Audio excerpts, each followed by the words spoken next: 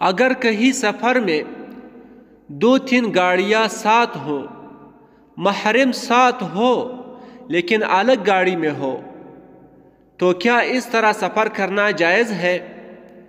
تو اس کا جواب یہ ہے کہ عورت کا تنہا شرعی سفر جو کہ 78 کلومیٹر بنتا ہے جائز نہیں۔ البتہ اگر محرم ساتھ ہو، گو وہ دوسری گاڑی میں ہو اور پہلی گاڑی میں سب عورتیں ہوں اور ڈرائیور کے علاوہ کوئی غیر محرم نہ ہو اور نہ ہی فتنے کا اندیشہ ہو، تو اس طرح سفر کرنے میں کوئی حرج نہیں، کیونکہ محرم قریب ہونے کی وجہ سے بلا محرم سفر نہیں کہلائے گا۔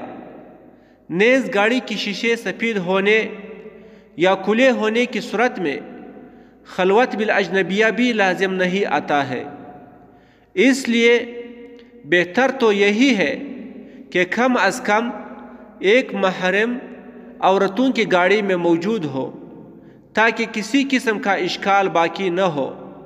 لیکن اگر مرد کسی دوسرے گاڑی میں ہو اور ایک گاڑی میں ڈرائیور کے علاوہ کوئی دوسرا مرد نہ ہو اور فتنے کا بھی اندیشہ نہ ہو، تو اس طرح سفر کرنا جائز ہے۔